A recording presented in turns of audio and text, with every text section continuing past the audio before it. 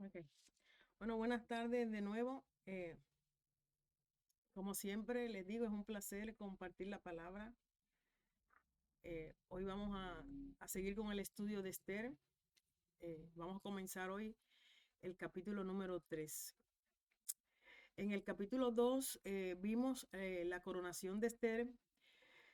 Vimos cómo Dios puso a Esther en gracia con el rey Asuero y este al final le puso la corona. También vimos al final del capítulo 2 cómo Mardoqueo salva al rey cuando él escuchó a los eunucos que estaban tramando hacerle daño al rey y ella le comentó a su tío Mardoqueo y estas personas fueron ejecutadas y dicen que este evento fue escrito en las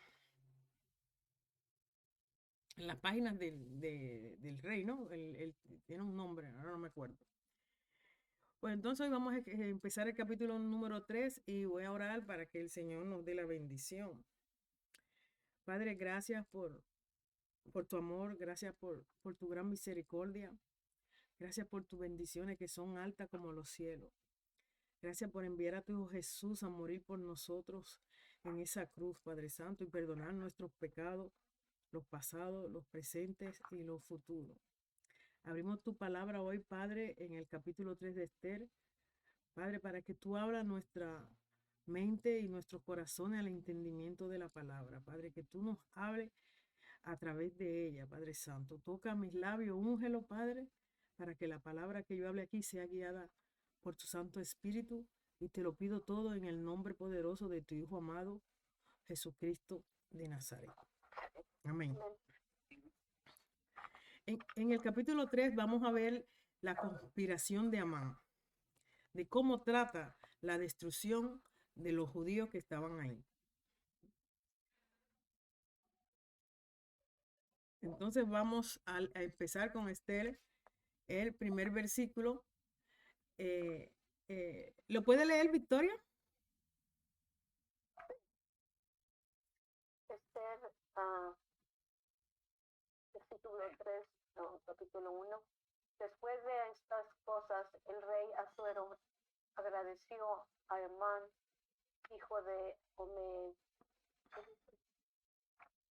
Omedata, algo así, que no le puedo leer bien la letra, está chiquita.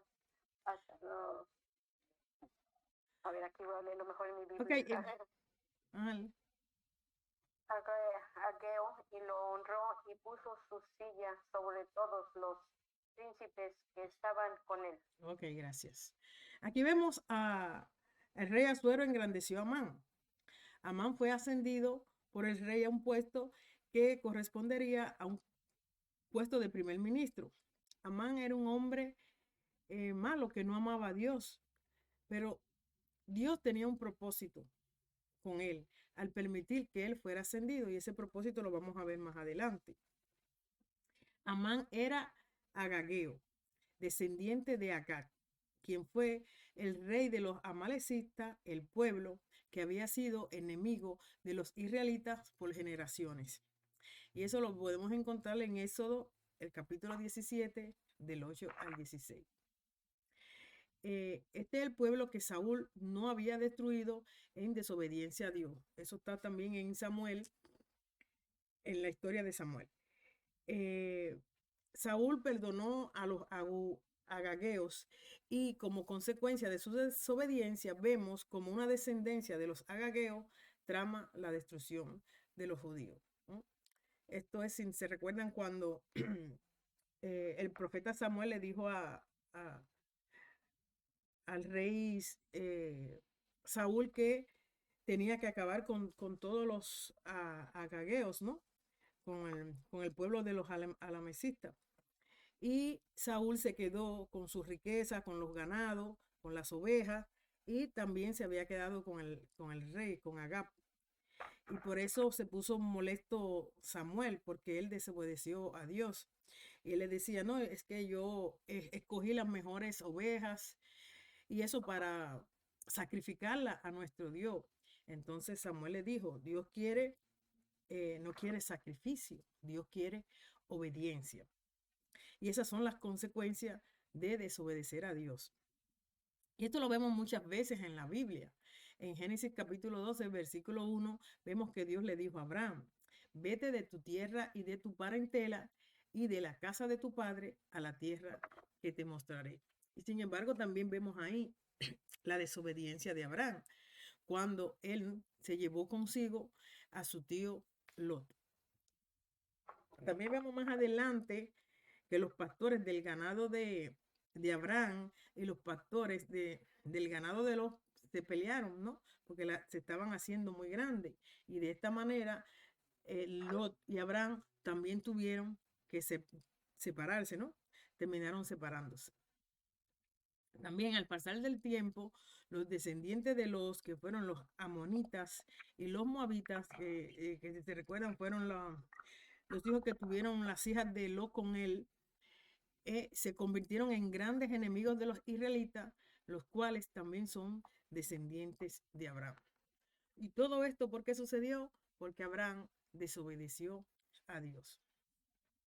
Y una aplicación la tenemos en la vida real nosotros mismos, que nosotros tenemos la Biblia como nuestro manual de obediencia a Dios. Sin embargo, muchas veces desobedecemos sus mandatos y sus enseñanzas y luego nos quejamos porque nos suceden las cosas. Por ejemplo, en 2 Corintios, en el capítulo 6, versículo 14, dice la palabra, no unáis en yugo desigual con los incrédulos. Y vemos cómo muchos cristianos no cumplen estas cosas, se casan con personas que no son cristianas y luego vemos que ese matrimonio al final no funciona. Seguimos con Estel, vamos al versículo número 2. Y dice así, y todos los siervos del rey que estaban a la puerta del rey se arrodillaban y se inclinaban ante Amán, porque así lo había mandado el rey. Pero Mardoqueo ni se arrodillaba ni se humillaba. Aquí vemos cómo a causa de la nueva posición de Amán, el rey ordena que todos se le arrodillen y se inclinen ante él. Pero Mardoqueo, dice la palabra, ni se arrodillaba ni se humillaba. Es decir, se rehúsa a cumplir dicha orden. Ahora, nos preguntamos, ¿por qué Mardoqueo no se arrodillaba ante Amán? ¿No? A causa de la instrucción en la ley mosaica que vemos en Deuteronomio 5, donde dice que solo se inclinen ante Dios. Es decir, sabemos que todos los judíos tenían un solo Dios y solo a él se inclinaban porque estaba en la ley que le había dado a través de Moisés.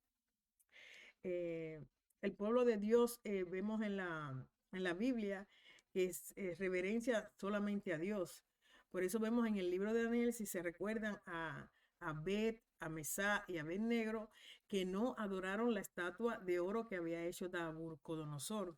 Ellos fueron ellos fueron fiel a sus principios, a su Dios. Ellos no se arrodillaron ni adoraron la estatua de Nabucodonosor y sabían que fueron llevados y estaban dispuestos a ir llevados al horno de fuego, donde así fueron llevados, pero ellos tenían la confianza en su Dios, el cual los sacó y lo liberó de las llamas de fuego, y todo el mundo conoce esa historia. Y sabemos que fue así, ¿no? Porque Dios es poderoso, es fiel para librar a cualquiera, para librarnos de cualquier problema a toda la persona que siempre le sirve en obediencia. Por eso también es muy importante mantenernos siempre en obediencia, no para evitar los problemas, porque problemas sabemos que siempre vamos a tener, pero sabemos que si permanecemos en obediencia, tenemos la seguridad que Dios siempre nos va a librar y que siempre vamos a salir victoriosos. Aunque Mardoqueo no había regresado a Israel, ¿no? Porque sabía que esa es la orden que Dios había dado, que el pueblo regresara a Israel, él aún no había renunciado a su Dios. Y quizás si el homenaje a Amán hubiera sido una sencilla muestra de respeto civil, Mardoqueo no se habría negado a hacerlo. Pero los reyes de de persas exigían una especie de adoración que hasta los griegos consideraban una degradación expresarla, y que para Mardoqueo hubiera sido una violación a la ley mosaica. Por eso, Mardoqueo se negó a arrodillarse ante Amán. Ahora leamos los versículos 3 y 4. Por favor, Marina, Sí, los versículos 3 y 4. muy bien. Y los siervos del rey que estaban a la puerta preguntaron a Mardoqueo, ¿por qué traspasas el mandamiento del rey? Aconteció que hablándole cada día de esta manera y no escuchándolos, él lo denunciaron a Amán para ver si Mardoqueo se mantendría firme en su dicho, porque ya él les había declarado que era judío. Bueno, aquí está claro, ¿no? Aquí vemos cómo los siervos del rey querían que Mardoqueo se arrodillara ante Amán, pero él no lo hacía. Él le decía, yo soy judío y mi religión, yo nada más que me arrodillo a mi Dios que es Jehová. Y ya vimos que anteriormente, como expliqué, los judíos nada más que reverencian solamente a Dios. Y también a ellos parece que le molestó esta razón que él le dio de que no era por ser judío, es decir, que era su negativa basada en la religión. Eso aún parece que lo enojó más y fueron y lo denunciaron ante Amán. Y tenemos una aplicación que así mismo ocurre en la actualidad. Por ejemplo, cuando alguien se convierte a Jesús y comienza a cambiar su estilo de vida, a dejar su vida pecaminosa, vemos cómo sus familiares y sus amistades más cercanas se molestan y comienzan a decir, es un fanático, que está loco, y muchas veces se quejan. Pero, bueno, yo digo como dice la canción, y dicen por ahí, qué loco me volví. Hay un compañero de Rigo que él me cuenta, a mí me da gracia porque dice que él se pasa cantando en el trabajo, que estoy enamorado de un hombre, estoy enamorado de un hombre. Entonces después al final dice, su nombre es Jesús, ¿no? Está bien, bien, me da gracia esa historia, ¿no? Entonces sigamos con los versículos 5 y 6. ¿Lo voy a leer, Cristina? Ya, ajá. Y vio Amán que Mardoqueo se arrodillaba y se humillaba delante de él, y se llenó de ira. Pero tuvo en poco poner mano en Mardoqueo solamente, pues ya le habían declarado cuál era el pueblo de Mardoqueo. Y procuró Amán destruir a todos los judíos que había en el reino de Asuero, al pueblo de Mardoqueo. Bueno, aquí vemos, estamos la presencia de un hombre, Amán, un hombre sumamente que se ve altivo, lleno de ira, inseguro, que solo podía verse exitoso si todos los demás pensaban que lo era. Amán quería que todos los oficiales, los subordinados de la corte se postraran ante él, pero para Mardoqueo tal actitud de profunda reverencia era debida solamente para Dios. Pero cuando Amán supo que el ofensor era un judío y cuya falta de conformidad se basaba en cuestiones religiosas, la magnitud de la afrenta le pareció mucho mayor, porque el ejemplo de Mardoqueo podía ser imitado por sus compatriotas los judíos, ¿no? Él tuvo miedo de que otros judíos hicieran lo mismo que Mardoqueo. Por eso mandó y decidió destruirlos a todos. Veamos qué dice el versículo número 7. Dice, en el mes primero, que es el mes de Nisán, en el año deudécimo del rey Asuero, fue echada Pur, esto es, la suerte delante de Amán, suerte para cada día y cada mes del año. Y salió el mes deudécimo, que es el mes de Adar. Amán estaba tan enfurecido porque Mardoqueo se negaba a adorarlo, que resolvió destruir toda la raza judía. Y para señalar un día para la ejecución de su propósito, echó pur, es decir, echó suerte. Al recurrir a este método de asegurar el día más propicio para poner en acción su proyecto atroz, Amán hizo que los reyes y nobles de Persia, Amán hizo lo que hacían los reyes de Persia, ¿no? Que era ir a ver al astrólogo para que le dijeran la fecha, la hora exacta en que podrían hacer las cosas para que saliera bien. Al echar suerte, dejaban una decisión al azar, es decir, o al Dios que guía al azar, ya que esto se hizo en el mes primero, quiere decir que eso fue en el mes primero, en el que le llamaban el, el mes de Nisan. Y la suerte cayó en el 12º mes, quiere decir 11 meses después. Aquí vemos que está la mano de Dios, está dando tiempo para que el pueblo pueda prepararse, ¿verdad? Sí. Y esto prueba la verdad que aparece en Proverbio 16:33. La suerte, dice el Proverbio 16:33, la suerte se echa en el regazo, mas de Jehová es la decisión de ella. Entonces, la larga espera entre el primer mes y el mes de la masacre del pueblo judío fue ordenada por Dios. Quiere decir que realmente quien hizo el azar fue nuestro Dios. Y aquí vemos la divina providencia de Dios, que a pesar de que el pueblo le falló, ya que no regresaron a Israel, sino que prefirieron quedarse con los lujos y las comodidades que tenían en Persia, a pesar de eso, Dios se mantenía fiel a ellos, actuando detrás de un velo, porque vemos todo que aquí no aparece el nombre de Dios en ninguna parte. Y este es el Dios que nosotros servimos, que es fiel, que nunca nos falla, nunca nos abandona, a pesar de que nosotros le fallamos muchas veces. Solo tenemos que mirar hacia atrás para ver cuántas veces nosotros le hemos fallado a Dios. A pesar de eso, nunca Él nos abandona. Amén, hermana. Amén. Veamos ahora en los versículos 8 y 9. Victoria. Sí.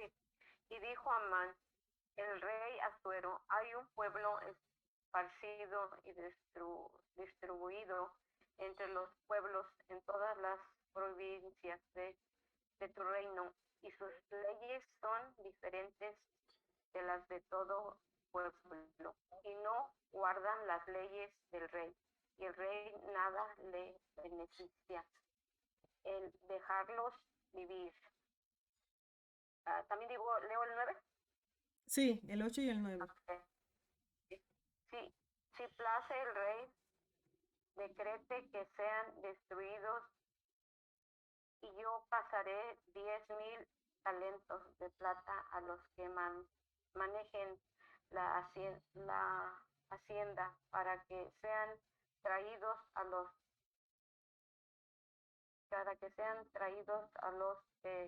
tesoros del rey. Bueno, aquí vemos a Amán como le está lavando el cerebro al rey Asuero, diciendo que los judíos son un pueblo que era extraño a sus costumbres y que era enemigo del resto de los súbditos, y de esa manera él está procurando ganarse la confianza y la aprobación del rey para hacer la matanza que él tiene en su mente, porque él no solamente él se molestó con el tío de Esther, con Mardoqueo, sino también quiere ahora acabar y eliminar todo el pueblo judío, temiendo también que su amo dijera que la destrucción de un cuerpo numeroso de sus súbditos rebajaría mucho las contribuciones públicas, ¿no? Los impuestos. Él mismo se pone de antemano y le dice, y le promete que lo va a retribuir por la pérdida, ya que él sabía que el rey le gustaba y amaba del dinero. Esto era básicamente una promesa de soborno. Este dinero posiblemente no iba a ser sacado de la bolsa de Amán. Posiblemente este dinero, él tenía en mente sacarlo de todo lo que iba a hacer cuando destruyera y acabara con el pueblo judío, sacarle sus riquezas y todas las cosas que ellos poseían. Veamos ahora en los versículos 10 y 11. Entonces el rey quitó el anillo de su mano y lo dio a Amán, hijo de Amedata, Agagüeo, enemigo de los judíos, y le dijo: la plata que ofreces será para ti y asimismo el pueblo, para que hagas de él lo que bien te pareciere. Aquí vemos que el rey le da permiso a Amán para matar a los judíos. Aquí vemos un rey indiferente en cuanto a la vida humana y ni siquiera investiga los detalles de por qué Amán quiere acabar con este pueblo. ¿Cuál es la acusación que tiene Amán sobre este pueblo? E incluso él ni se imagina que esa consecuencia podría también ser fatal a él, porque podría llegar a Estel, que sabemos que también era judía, ¿no? Y muchas veces nosotros actuamos igual. Por ejemplo, algún hermano malintencionado nos da un chisme de otro hermano y le creemos sin investigar, provocando la mayoría de las veces divisiones en las iglesias. Y eso es lo que quiere Satanás, que estemos divididos y de esa manera lograr su objetivo de usar precisamente a estos hermanos malintencionados. Veamos los versículos 12 al 15.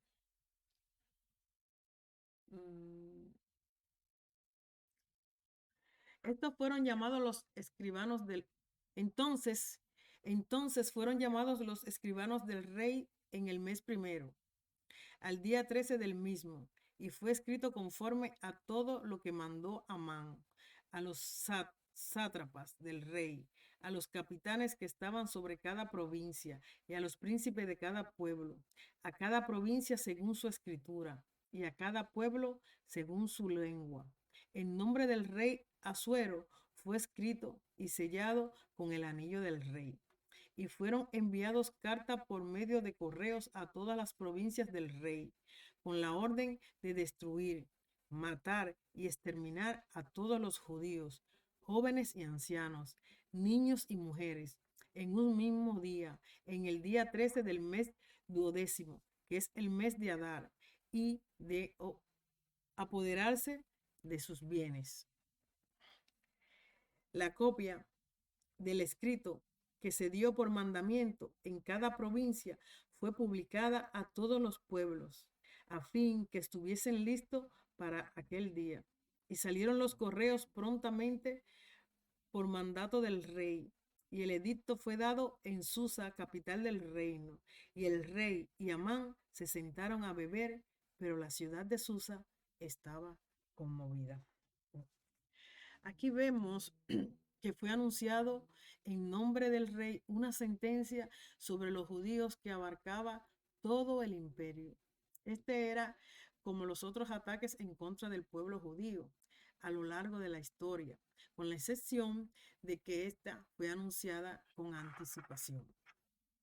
Aquí vemos al rey y a Amán festejando, pero también vemos la ciudad de Susa que estaba conmovida, ya que los ciudadanos del imperio conocían a estas personas, conocían a los judíos que vivían entre ellos y sabían que eran buenos ciudadanos y que no ocasionaban problemas. Por tanto, el pueblo no entendía la razón de este decreto tan brutal e insensible. Podemos concluir que en este capítulo vemos cómo, debido a la inseguridad, al orgullo herido, un malvado hombre Amán, por nombre, planea la destrucción del pueblo judío. Muchos teólogos dicen que esto constituye uno de los muchos esfuerzos de Satanás de exterminar a los judíos y frustrar el propósito de Dios en enviar al Cristo al mundo, porque Satanás sabía que de este pueblo venía el Salvador del mundo, el que le iba a pisar la cabeza.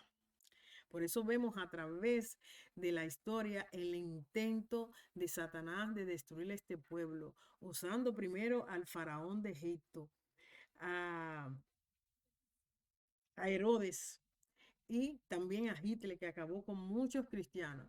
Y en la actualidad vemos todo el mundo árabe que está en contra de los judíos.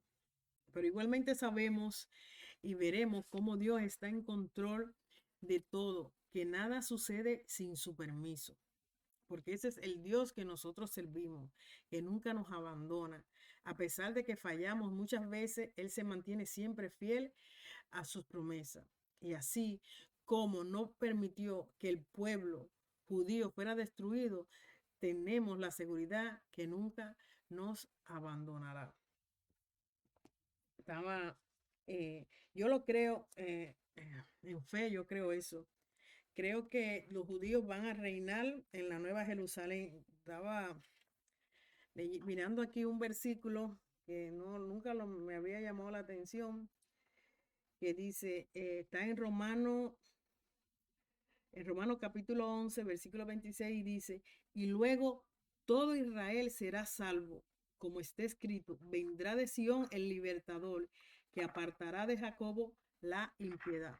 Quiere decir que hay una promesa con el pueblo de Dios. El pueblo judío dice en Romanos que todo el pueblo se va a salvar. Y yo me lo imagino, o no sé, en la Gran Jerusalén, la tierra que Dios está preparando para todo su pueblo. ¿Cómo se llama? Con unas murallas, dice la Biblia que la tierra, la Nueva Jerusalén va a ser una muralla de 12 cimientos, ¿no? Y que cada cimiento va a tener el nombre de los 12 apóstoles. Y que también esa ciudad, las puertas van a ser de perla, que van a ser 12 puertas, y que las puertas van a tener los nombres de los 12 patriarcas, y que la ciudad va a ser de oro, y habla del río que va a circular por la ciudad, un río que va a correr con agua viva, que va a estar en un lado del río van a estar el árbol de la vida, que va a dar un fruto cada 12 meses. Es maravilloso, la verdad, yo lo creo. Amén. Amén. Está escrito, hermana. Mm. ¿Verdad? Yo creo que la promesa de Dios es que va a cuidar a su pueblo judío. Y ahí lo vemos. Si tienen algún comentario.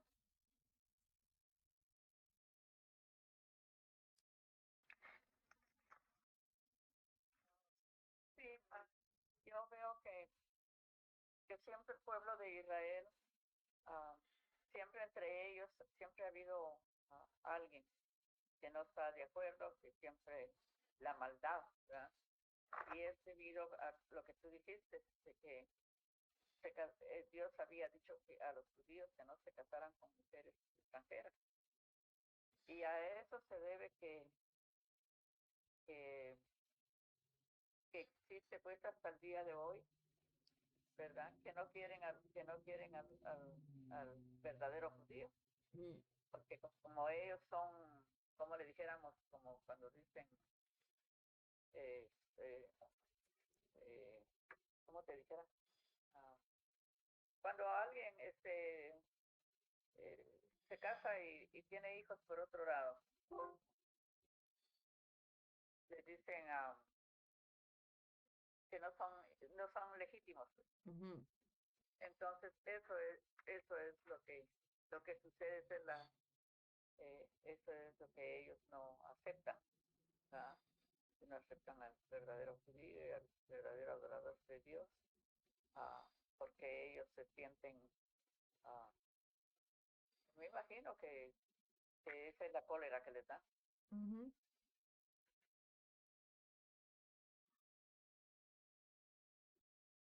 Pues ese es mi comentario, porque lo vemos aquí en Amán, ¿verdad?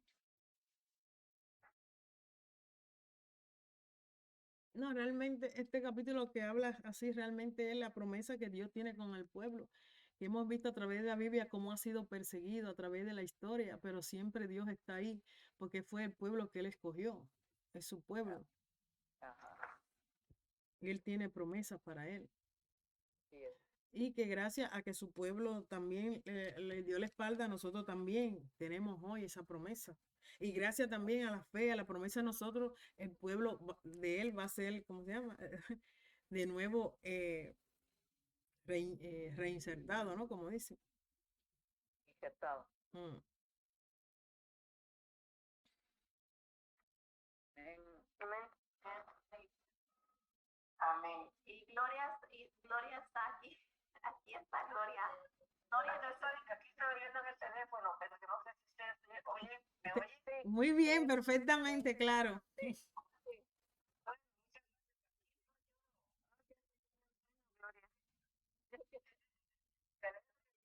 Un comentario, Gloria. ¿Cómo dice? Un comentario de lo que leímos. Oh, bueno, el comentario está muy bien explicado hoy, el capítulo 13 del 12. Gracias.